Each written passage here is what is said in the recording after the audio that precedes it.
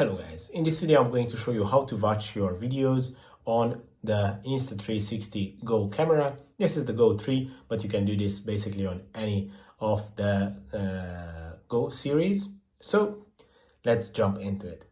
To do that, first you just have to turn on your camera, and then you have to swipe to the left from the edge of the screen. This is important. You can do it if you swipe from the middle of the screen, because this way you are going to change your camera mode, but you have to swipe right from the edge of the screen.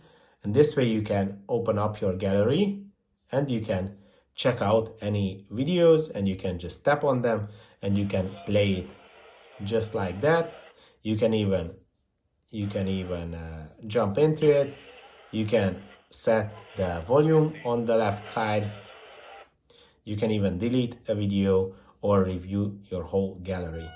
So I think it's pretty easy to use. I hope this video was helpful for you. If it was, please consider sending a super thanks donation, and see you in the next one.